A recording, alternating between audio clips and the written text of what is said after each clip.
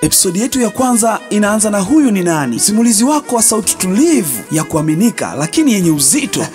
Ni mimi hapa Kebeni. Tuanze na simulizi yetu ya huyu ni nani. Inaonesha taratibu radi ndogo kipiga mbali, sauti ya maji yakidondoka mabatini. Mji unaonekanika wa amani kwa macho ya nje. Watoto wanacheza, watu wanacheka, biashara zinaendelea kama kawaida. Lakini chini ya tabasamu hilo kuna sauti ya siri, sauti ambayo ni wachache sana wanaoweza kuisikia. Usiku wa tarehe 17 Juni, mvua ilikuwa ikinyesha bila kukoma. Mtaa Sada ulikuwa kimya kisicho cha kawaida. Barabara zilizokuwa zimejaa maji, taa za mitaani zikididimia ndani ya ukungu. Lakini katika kimya hicho, sauti moja ya viatu vya buti vilisikika vikipiga hatua nzito katika maji hayo. Mwanamke mmoja alikuwa akitembea peke yake. Koti lake jeusi lilikuwa limejaa matone ya mvua na mikono yake miwili ilikuwa imeficha kitu ndani ya mifuko. Alikuwa amezoea baridi, lakini usiku huu baridi ilihisi tofauti. Ilikuwa na hofu ndani yake. Jina lake ni Neema Mositi, mpelelezi wa zamani wa idara ya usalama wa taifa. Alijulikanika kwa ujasiri, kwa akili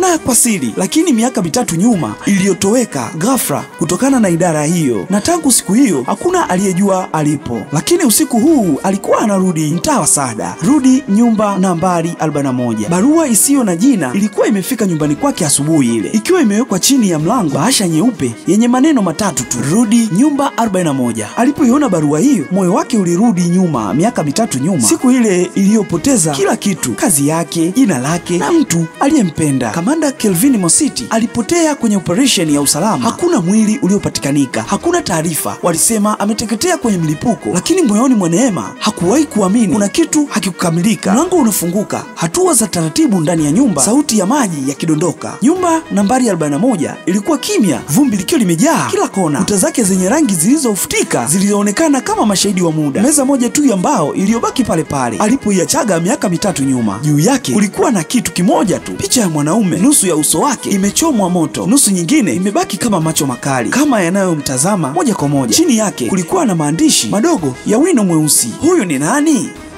Huyu ni nani? Neema alishika picha hiyo kwa mikono yake yote miwili. Alihisi mapigo ya moyo yakibadilika kwa kasi zaidi. Alikuwa na uhakika ameiona sura hiyo mahali, lakini ni wapi? Upepo wa ghafla, tochi inazima, kimya kizito, kisha simu inalia. Tochi yake ilizimika ghafla, giza likameza kila kitu. Simu yake ikalia, hakukuwa na jina wala namba. Alipojibu, sauti nzito ya kiume iliyotulia sana ilisikika upande wa pili, usijaribu kumtafuta, atakupata mwenyewe. Kisha simu ilikatika. Ukutani picha ikadondoka, karatasi ndogo iliyokuwa nyuma yake ikatoka. Ilikuwa na maneno kwa damu iliyokauka, mwanzo wa yote ni mwisho wa imani yako. Alitulia kwa sekunde kadhaa, akajua haya ni maneno ya mtu wa kawaida. Huu ni ujumbe wa mtu anayejua siri zake za zamani. Lakini nani? Moses Luaga, bosi wa zamani wa Kelvin, au wale maadui wa zamani waliowahi kuwapa kulipiza kisasi? Ghafla mlango ukagongwa kwa nguvu. Neema alishika bastola yake, hatua zake zikiwa kimya. Akaenda karibu, akavuta pumzi, akafunga mlango taratibu. Hakukuwa na mtu, lakini kulikuwa na bahasha ndogo sakafuni. Alipoifungua, ndani yake kulikuwa na kaseti ya zamani imeandikwa kwa kalamu nyekundu, sikiliza tu kama una ujasiri. Aliweka kaseti hiyo kwenye kiredio cha zamani, akakikaza kitufe. Kelele za chuma zikapita, kisha sauti ya kiume ikasikika, sauti aliyoifahamu, sauti ya Kamanda Kelvin. Neema, kama unaisikia hii, najua mimi si hai tena, usidanganyike. Kila kilichoonekana siku ile kilipangwa. Mtu unayemwamini zaidi ndiye adui yako, na mtu anayekuchukia ndiye anayekulinda. Ukiona picha hiyo usiogope. Hiyo picha ina nusu mbili, moja ni ukweli, nyingine ni udanganyifu. Lakini kumbuka, kila siri inapoanza kufichuliwa kuna damu inayomwagika. Neema alitetemeka sana. Sauti ya Kelvin ilikuwa dhaifu, lakini maneno yake yalikuwa kama upanga unaochoma moyoni. Aliweka kaseti hiyo pembeni, macho yake yakielekea dirishani. Nje taa za gari zilipita polepole, zikapotea tena gizani. Alijua alikuwa anafuatwa, lakini kwa nini sasa? Miaka 3 kimya, halafu leo kila kitu kinarejea. Neema aliketi sakafuni akishika picha ile ya uso ulioungua. Alianza kuchunguza kwa makini, akitumia mwanga wa simu yake. Chini kabisa ya kona ya picha kulikuwa na kitu kilichoandikwa na wino mkundu. Zilikuwa ni kodi, na kodi hizo zilikuwa za ramani au GPS. Alichukua kompyuta yake ndogo, akaweka hizo namba. Ramani ilionyesha eneo moja la zamani lililoko kando ya bahari, bandari ya zamani ya Bahari Hubu, eneo lililofungwa na serikali miaka 5 iliyopita baada ya tukio la kijasusi. Ndipo akagundua kitu kingine. Wakati wa mwisho wa Kelvin kuonekanika hai, alikuwa kwenye operation ya eneo hilo hilo. Sasa hakuwa na shaka, barua, picha na kaseti zote zilikuwa zikimuongoza mahali pamoja.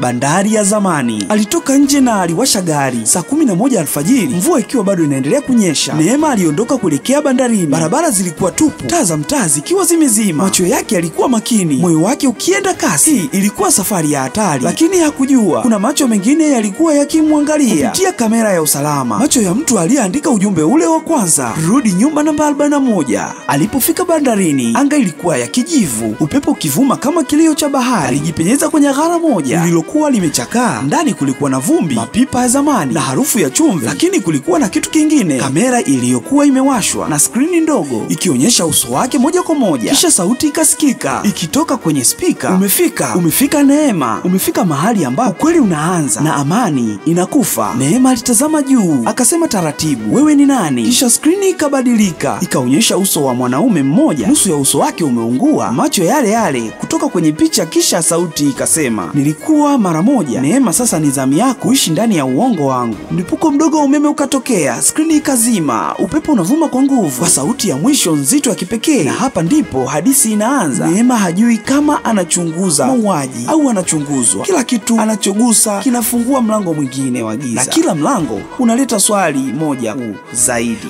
huyu ni nani? Tukutane kwenye episodi ya pili. Mimi naitwa Kebeni Mkali. Usisahau kusubscribe YouTube channel yetu. Asanteni sana.